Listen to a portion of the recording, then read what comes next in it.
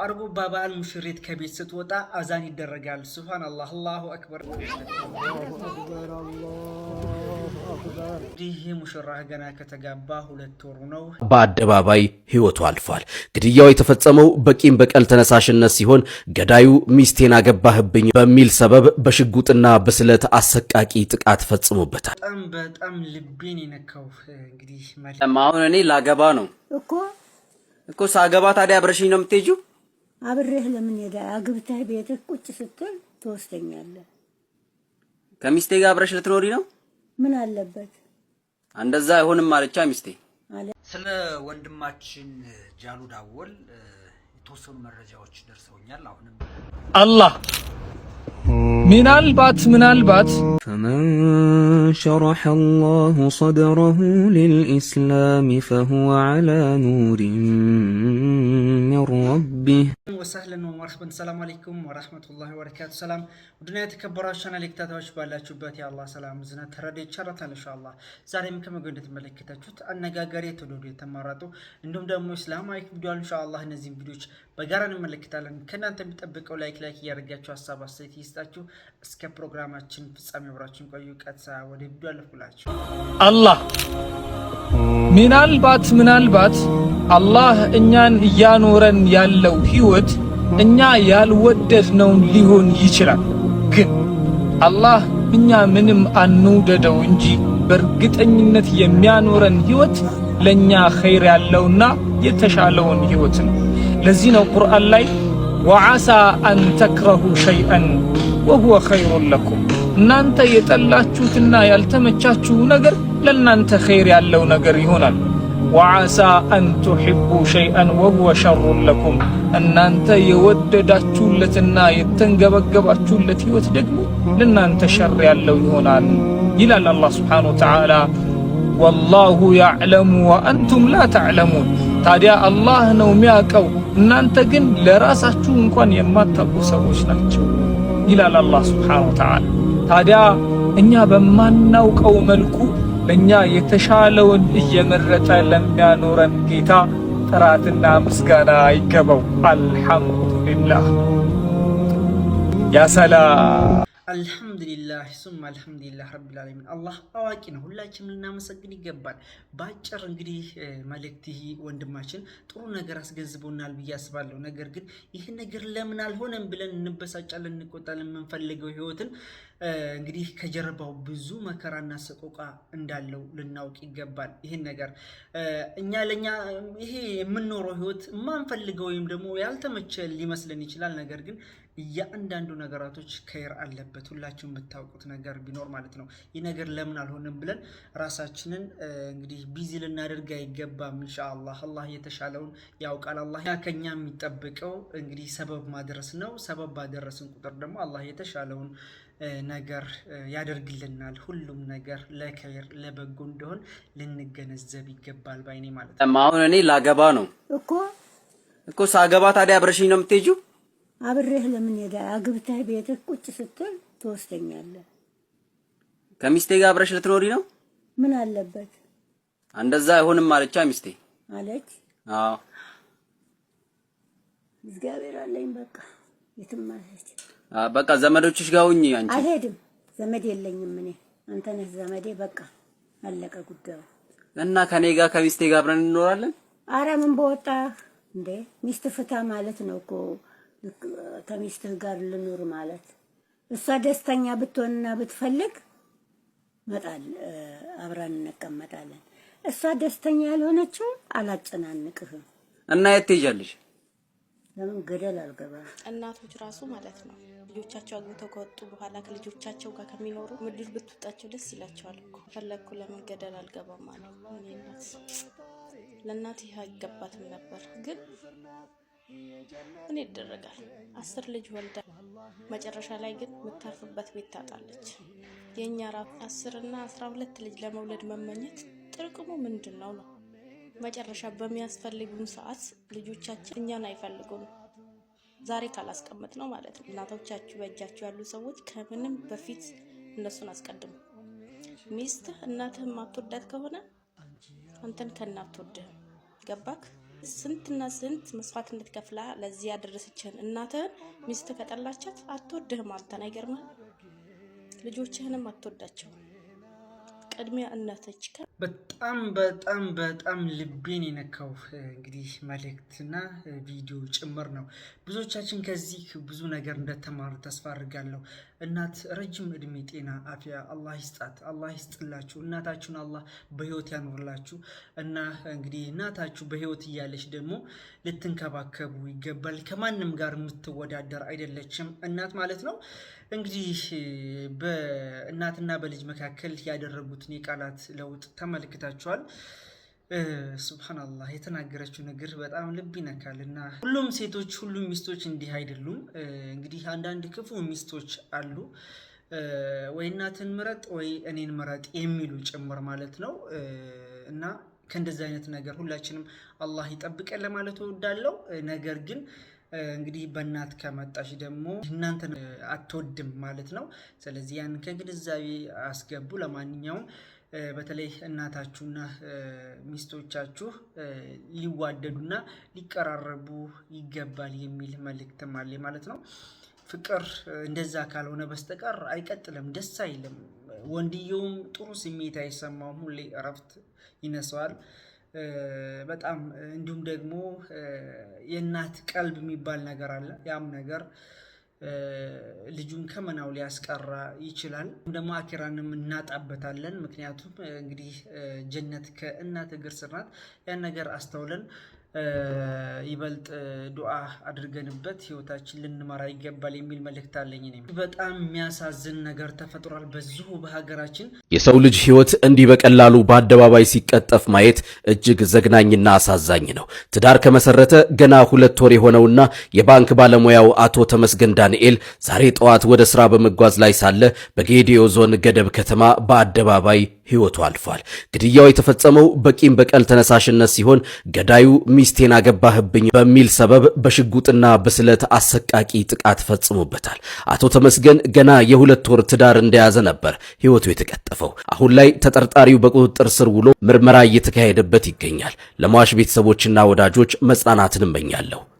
በሀገራችን ከእለት ከእለት ብዙ ነገር እየሰማን ነው። እጅግ በጣም የሚያሳዝኑ መረጃ ነው ይሄ። ከዛ ውስጥ ደግሞ አንዱ ነው ማለት ነው። እንግዲህ ይህ ሙሽራ ገና ከተጋባ 2 ወሩ ነው። ነገር ግን እንግዲህ ለምን ሚስቴን አገባህብኝ ወይም ደግሞ ፍቅረኛዬ ለምን አገባህብኝ በሚል ማለት ነው እንግዲህ ይህ ሙሽራ ምንም በማያውቀው ሞቷል ማለት ነው። ሙሽሪትም ብቻዋን መናቀርታለች። ለቤተሰቦቹም መጽናናትን እመኛለሁ። እጅግ በጣም ያሳዝናል። የህግ መላላታችን ምክንያት ለዚህ ደረጃ ደርሷል። እንግዲህ የህግ ስርዓታችን በመሸርሸሩ ገደል እንደዚህ አይነት ወንጀል የለም። ይህ ነገር ባለመኖሩ አሁንም ድረስ ህጎች እንግዲህ ወይም ደግሞ ወንጀሎች እየተስፋፉ ያለበት ሁኔታ ነው። ምክንያቱም ሰው ይገላል፣ እስር ነው የሚገባው። የመረረውም ሰውን ይገላል፣ እስር ነው የሚገባው። የተሻለ የሆነ ቅጣት ወይም ደግሞ ያንን ነገር የገደለ ቢገደል ያን ነገር በፍራቻ ምክንያት ብዙ ወንጀል ይቀነሳል የሚል አመለካከት አለኝ እኔ ብዙ ጊዜ ማለት ነው የማነሳው ነገር ነው። እና ፍትህ ለመጠየቅ ነው። እባካችሁ ይህንን ቪዲዮ ለብዙዎች ተደራሽ አድርጉት። እንደዚህ አይነት ነገራቶች እየተበራከቱ ስለሆነ አዲስ ሙሽራ በዚህ መልኩ ሞቷል በማያውቀው ተመልከቱ። የቀድሞ ፍቅረኛ ነው ይባላል የሷ ማለት ነው። ምን እኔ እንጃ። እንደዚህ አይነት ሙሲባ አላህ ይጠብቀን ለማለት እወዳለሁ። በአርጎባ በዓል ሙሽሪት ከቤት ስትወጣ አዛን ይደረጋል። ሱብሃንአላህ፣ አላሁ አክበር። እስኪ በጋራ እንመልከት።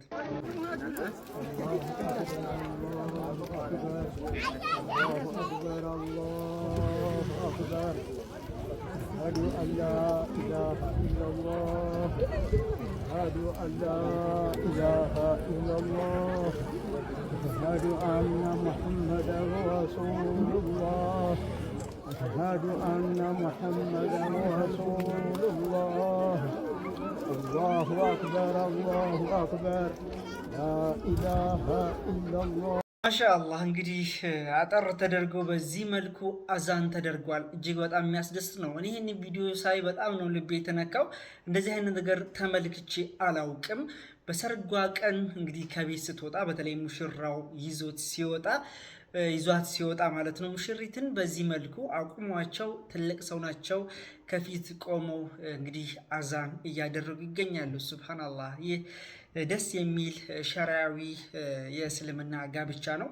ሙሽራውም ቆንጆ አለባበስ ነው የለበሰው።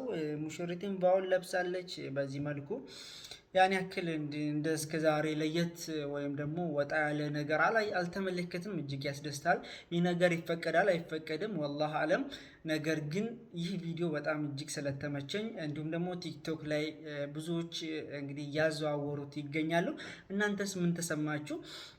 በተቻለን አቅም ሰርጓችንን እንግዲህ በሸሪዓዊ ለማድረግ ብንሞክር። በተለይ አሁን ላይ ብዙ ጊዜ እየተመለከትን ያለ ነው ሰርጎቻችን ወጣ ያሉ ናቸው። በሙዚቃ በተለያዩ ኬዝ ሴት ወንዱ ተደባልቆ ጭፈራ እየተደረገ በሰርጋችሁ ቀን የተለያዩ ወንጀል እናንተ ላይ የሚመዘግብበት ቀን ነው። ሱብሃንአላህ እጅግ በጣም ያሳዝናል።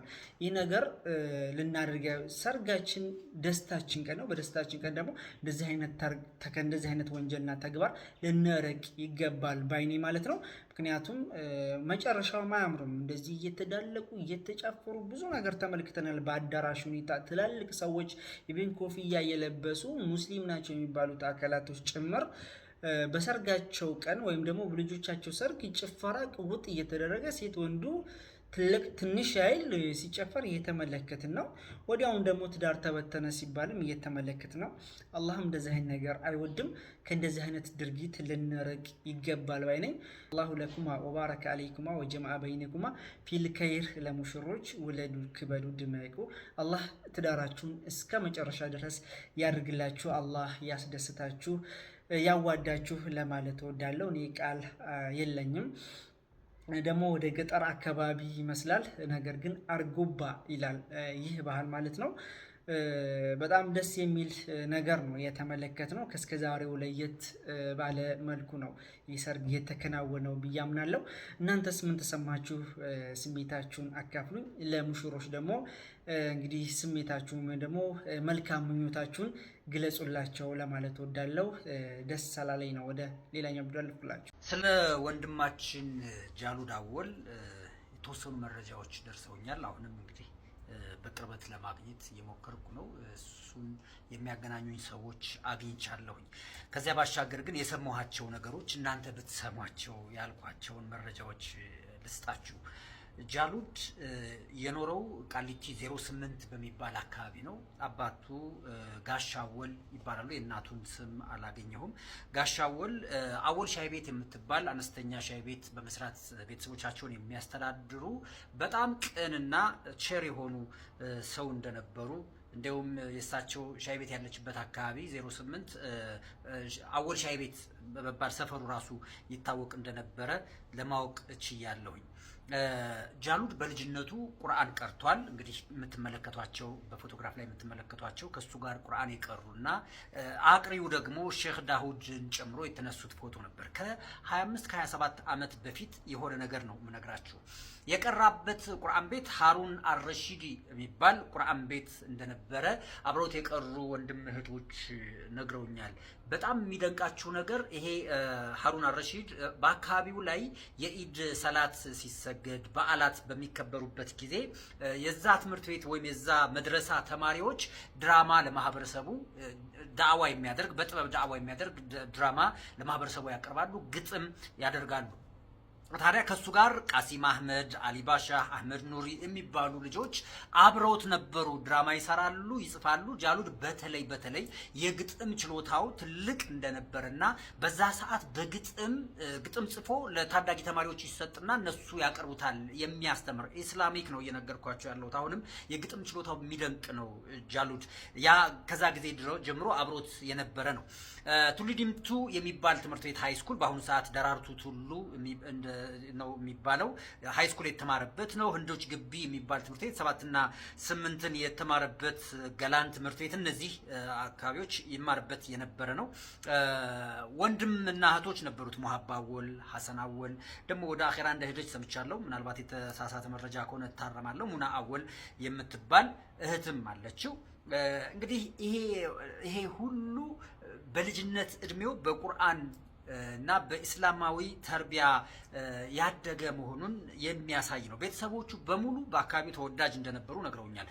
ጃሉድ በኢትዮ ኤርትራ ጦርነት ዘምቶ እንደነበረ ነገሩኝ። እንግዲህ የኢትዮ ኤርትራ ጦርነት ላይ የዘመቱ ሰዎች በተለይ ይሄ ምሽጉን የተጠመደውን ምሽግ ለማለፍ የተደረገው ጦርነት ላይ የተሳተፉ በሙሉ ጭንቀት ውስጥ እንዳሉ በአብዛኛው ይነገራል። ያ ማለት ቦምብ ለማክሸፍ ሰዎች ወታደሮች ነበሩ ፈቃድ እየተጠየቁ የሚገቡት እና የሰው ልጅ ህይወት ሰውነቱ እየተበጣጠሰ ሲሞት ማየት የሚፈጥረው የአይምሮ ጭንቀት ሊኖር እንደሚችል ይታሰባል። ጃሉድ ከዚያ በኋላ ጅቡቲ ሚኒሊክ ሆቴል ውስጥ በድምፃዊነት ያገለግል እንደነበረ ከዚያም በኋላ ተመልሶ አሁን ያለበት ቤት ውስጥ እንዳለ ለማወቅ ችያለሁ። ነገር ግን ረመዳን ሲመጣ ሁልጊዜ ከሚያደርጋቸው ትክክል ያልሆኑ መንገዶች ተመልሶ ሰላቱን እየሰገደ የሚጾም አላህን የሚለምን ነው።